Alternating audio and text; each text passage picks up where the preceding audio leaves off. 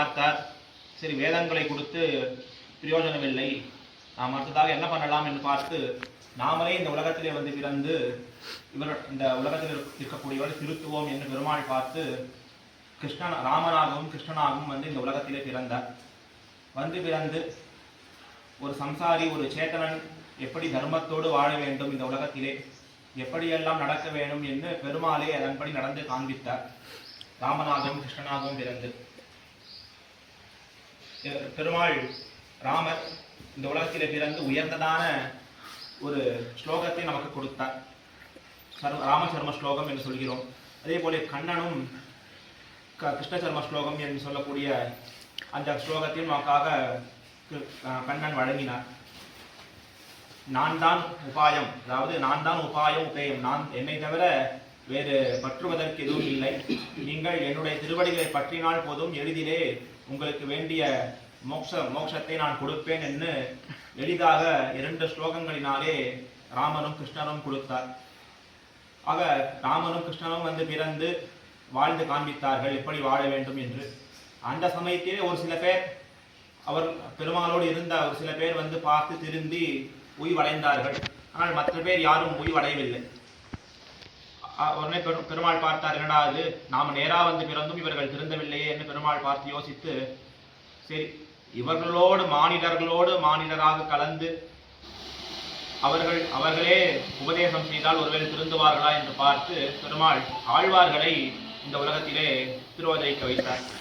அந்த ஆழ்வார்கள் பிறந்து மிகவும் எளிமையாக அனைவரும் எளிதிலே கற்கும்படியாக 4000 பாசுரங்களை அவருக்கு முன்பு ஒரு ஆச்சாரியர், ராமானுஜருக்கு முன்பு ஒரு ஆச்சாரியர் திருவதரித்தார் இந்த சித்திரை மாசத்திலே. அவர்தான் யார் என்றால் உய்யக்கொண்டார் என்று சொல்லக்கூடிய ஒரு ஆச்சாரியர். சித்திரை மாதம் கார்த்திகை நட்சத்திரத்திலே திருவதரித்தவர் உய்யக்கொண்டார்.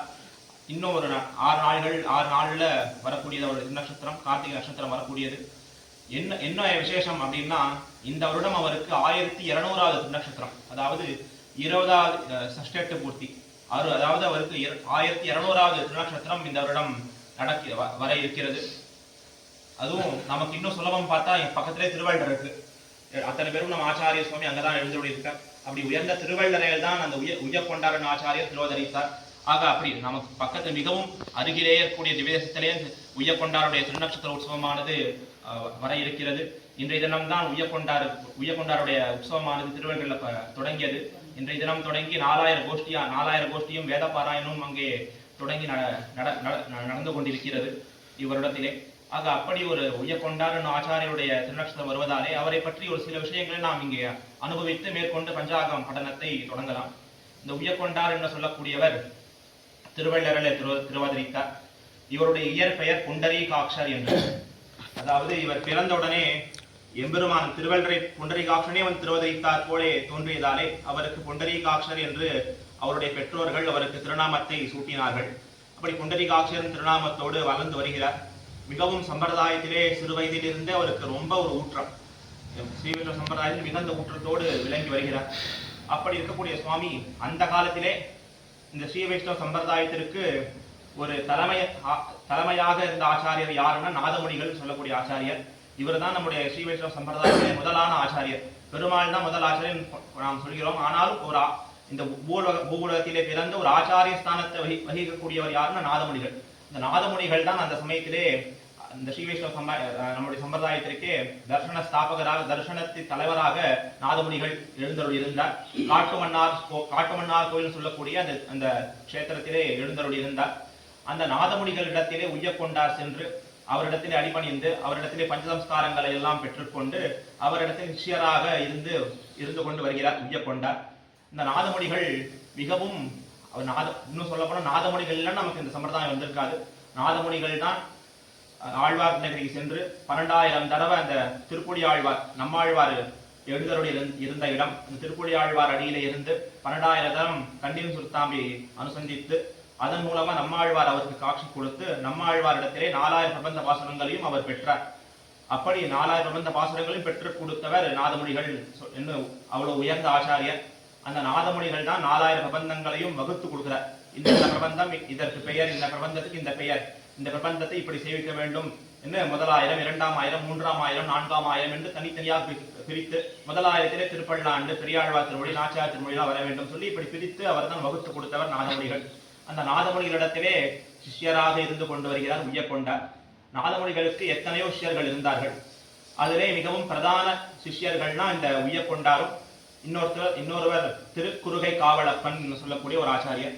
இந்த இரண்டு பேரும் தான் முக்கியமான சீடர்களாக இருந்து வந்தார்கள்.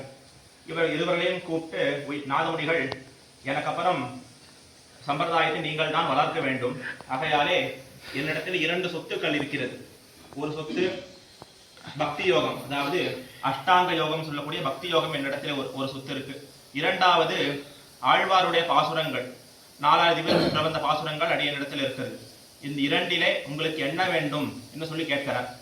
அப்படி முதல்ல திருக்குறுகை காவலப்பன் இடத்திலே கேட்கிறார். அவர் எடுத்தோடனே எனக்கு அஷ்டாங்க யோகத்தை கொடுக்க வேண்டும். அஷ்டாங்க யோகத்தை கற்று பக்தி யோகத்தின் மூலமாக நான் எம்பெருமானை அனுபவிக்க வேண்டும். அஷ்டாங்க யோகம்னா அது தனிமையாக ஒரு இடத்துல அமர்ந்து கொண்டு நம்முடைய அஷ்ட அங்கங்களையும் அடக்கி எம்பெருமானை மனதிலே நிறுத்தி தியானம் செய்து எம்பெருமானை அனுபவிப்பது. அந்த யோகம் அது மிகவும் கடினமானது. அப்படி அந்த அஷ்டாங்க யோகத்தை எனக்கு கொடுக்க வேண்டும் சொல்லி குறுகை காவலப்பன் கேட்டார். அடுத்ததாக உய்யக்கொண்டாரிடத்திலே உமக்கு என்ன வேண்டும் சொல்லி கேட்டார். நாதமுனிகளுக்கு மனதிலே ஒரே இது, இவரும் அஷ்டாங்க யோகத்தை கெட்டுருவாரோன்னு சொல்லி ஒரே மனதில் இருக்கு. ஆனா உய்யக்கொண்டாருடனே பிணம் கிடக்க மனம் புணரலாமோ சொல்லி ஒரு வார்த்தை சொன்னாராம். உயர்ந்த அர்த்தம், அதாவது ஒரு ஆகம் இருக்கிறது, அந்த ஆத்திலே ஒரு அபார காரியம், அதாவது ஒரு பிணமானது இருக்கிறது. அந்த சமயத்துல யாராவது கல்யாணம் பண்ணிட்டு அந்த வீட்டுக்கு வருவாளா? அதன் மாதிரிதான் இந்த உலகத்துல சம்சாரிகள்லாம் மிகவும் கஷ்டப்பட்டு இருக்கா, துன்பப்பட்டு இருக்கா. அவர்கள் இருக்க, அப்படி இருக்க நான் மட்டும் தனியாக எம்பெருமானை மனதிலே வைத்து அனுபவித்து இருக்கலாமா? அது தகாது. என் மூலமாக நான் அருளி செயலை கற்று அனைவருக்கும் கொண்டு போய் சேர்க்க வேணும் என்று உய்யக்கொண்டார் மிகவும் ஆசைப்பட்டாராம். அப்ப அவருக்கு புண்டரீகாட்சர் தான், அது வரைக்கும் அவருக்கு புண்டரீகாட்சர் என்றுதான் பெயர். உய்யக்கொண்டாரும் இனிமேதான் அவர் பெயரை வர இருக்கிறது. ஆகையாலே எனக்கு அருளி செயலை கொடுக்க வேண்டும் என்று உய்யக்கொண்டார் பிரார்த்தித்தாராம். உடனே நாதமுனிகள் மிகவும் கொண்டாடி சந்தோஷப்பட்டு அவரை அப்படி வாரி அணைத்துக் கொண்டாராம். நீர்தான் உய்யக்கொண்டீரோ, எங்களை உய்யக்கொண்டீர், இந்த உலகத்தை எல்லாம் நீர் உய்யும்படியாக நீர் ஆக்கப் போகிறீர், நீர் தான் உய்யக்கொண்டார் சொல்லி அவருக்கு உய்யக்கொண்டார் என்ற திருநாமத்தை அந்த சமயத்திலே நாதமுனிகள் சூற்ற. ஆக அப்படி உயர்ந்த நாதமுனிகள் ஒரு காரணம். முதல் நாதமுனிகள் தான் அருளி செயலை கொண்டு வந்தார். அடுத்த முக்கியமான காரணம் யாருன்னா உய்யக்கொண்டார். நாதமுனிகள் என்னதான் கொண்டு வந்தாலும் உய்யக்கொண்டார் இல்லைன்னா நமக்கு இந்த வரைக்கும் அருளி செயல் வந்திருக்காது, நமக்கு கிடைத்திருக்காது, சம்பிரதாயம் இருந்திருக்காது. ஆக உய்யக்கொண்டாரால் தான் நமக்கு இந்த சம்பிரதாயம் வந்தது என்று ஒரு தனிப்பெருமை உய்யக்கொண்டாருக்கு இருக்கிறது. அப்படி உய்யக்கொண்டார் அந்த அருளி செயலை பெற்றுக்கொண்டு தாமும் கற்றுக்கொண்டு மற்றக்கூடிய சம்பிரதாய விஷய ரகசிய கிரந்தங்களையும் கற்றுக்கொண்டு மீதி இருக்கக்கூடிய மற்ற நாள்களிலே நாதமுனிகள் காலத்திற்கு பிறகு உய்யக்கொண்டாரை ஸ்ரீ வைஷ்ணவ சம்பிரதாயத்திற்கு தலைவராக நாதமுனிகள் நியமித்தார். உய்யக்கொண்டாரும் அதன் பிறகு மீண்டும் திருவள்ளரைக்கு வந்து இங்க ஸ்ரீரங்கத்திலையும் திருவள்ளரையும் இருந்து கொண்டு ஸ்ரீ வைஷ்ணவ சம்பிரதாயத்தை வளர்த்து கொண்டு வருகிறார். நாதமுனிகள் பரமதிக்கும் சமயத்திலே, அவர் திருநாட்டிற்கு எழுந்தருளும் சமயத்திலே உய்யக்கொண்டாரை அழைத்து, எனக்கு நம்மாழ்வார் ஒரு மகான் வரப்போகிறான்னு சொல்லி காட்டி கொடுத்தார். பொடிக பொடிக பொடிக போயிற்று வள்ளுயிர் சாமம் நலியும் நரகவுனைந்த நமனுக்கிங்கு யாதொன்னுமில்லை கலியும் கெடும் கண்டு கொண்மீன். அதாவது கலியும் கெடும், இந்த கலி புருஷன், இந்த கலியை வரப்போகிறது, இந்த கலியை வெல்வதற்கு ஒரு மகானானவர் வரப்போகிறார். அந்த மகான் மூலமாகத்தான் இந்த சம்பிரதாயமானது, நம்முடைய சம்பிரதாயம் வளரப்போகிறது. அனைவரும் இந்த மகானாலில் தான் அத்தனை பேரும் உய்வடைய போகிறார்கள் என்று நம்மாழ்வார் காட்டி கொடுத்தார். நம்மாழ்வார் அதன்படி அந்த அவர் பவிஷ்யதாச்சாரியன் விக்கிரகம், அந்த விக்கிரகமானது பவிஷ்யதாச்சாரியன் பெயர். அந்த விக்கிரகத்தை நீர் என்னுடைய பேரன், அதாவது எனக்கு ஒரு பேரன் வரப்போகிறான், நாதமுனிகள் சொல்ற, எனக்கு ஒரு பேரன் வரப்போகிறான், அந்த என்னுடைய பேரனிடத்திலே நீர் அவருக்கு இந்த விஷயத்தை காட்டி கொடுக்க வேண்டும். அவன் அந்த வரக்கூடிய புருஷன், அந்த வரக்கூடிய மகானுக்கு அவர் தான் அத்தனை விஷயங்களும் சொல்லி கொடுத்து அவர் மூலமாக அந்த மகானானவர் இந்த சம்பிரதாயத்தை வளர்ப்பார் சொல்லி நாதமுனிகள் சொல்லி கொடுக்கிறார். அதன்படி உய்யக்கொண்டாரும் நாதமுனிகள் காலத்திற்கு பிறகு உய்யக்கொண்டாரும் அந்த விக்கிரகத்தை வைத்துக் கொண்டு அந்த அதாவது நாதமுனியுடைய பேரன் எப்ப வரப்போகிறான்னு பார்த்து கொண்டு இருக்கார். ஆனால் உய்யக்கொண்டாருக்கும் வயது ரொம்ப அதிகமாயிடுது, ரொம்ப தளர்ந்து விட்டார். அப்பொழுது உய்யக்கொண்டாருக்கு ஒரு பிரதானிஷியராக ஒரு சுவாமி இருந்தார். அவர் பேர் மணக்கால் நம்பின்னு பெயர். மணக்கால், அதாவது இங்க திருவரங்கத்திலிருந்து லால்குடி தாண்டி அன்பில் திவ்யதேசம் இருக்கு. அன்பில் போற வழியில மணக்கால் ஒரு கிராமம் வரும். அந்த மணக்காலிலே திருவதரித்தவர் இந்த மணக்கால் நம்பி சொல்லக்கூடிய சுவாமி. அந்த மணக்கால் உய்யக்கொண்டாரிடத்திலே பிரதானிஷராக இருந்து கொண்டு வருகிறார். அந்த மணக்கால் நம்பி அழைத்து இந்த மாதிரி நாதமுனியுடைய திருப்பேரனார் வரப்போகிறார், திருவதிரைக்கு போயிட்டு கொஞ்ச நாள்ல நீர் தான் என்னுடைய காலம் முடிந்துவிடும், ஆகையாலே நீர் தான் அவருக்கு நம்ம இந்த பவிஷதாச்சாரிய விக்கிரகத்தை கொடுத்து இந்த மாதிரி அவருக்கு இந்த மாதிரி மகான் வரப்போகிறார், நீர் தான் அந்த மகானுக்கு சம்பிரதாய விஷயங்களை கற்று கொடுக்க வேண்டும் சொல்லி அந்த மணக்கால் நம்பிடத்திலே சொல்கிறார் உய்யக்கொண்டார். ஆக அப்படி உய்யக்கொண்டார் ரொம்ப திருவள்ளுவரையும் திருவரங்கத்திலும் இருந்து கொண்டு நம்முடைய சம்பிரதாயத்தை வளர்த்து கொடுத்து ரொம்ப அவரால் தான் சம்பிரதாயமும் வளர்ந்து வந்தது. உய்யக்கொண்டார் அதன் பின்பு திருப்பாவைக்கு 2 தனியன்கள் சமர்ப்பித்தார். திருப்பாவைக்கு முதல் எடுத்தோம்னா நாம் நீலா துங்க ஸ்தனதி ஒரு தனியன் செய்வோம், சம்ஸ்கிருத ஸ்லோகம்.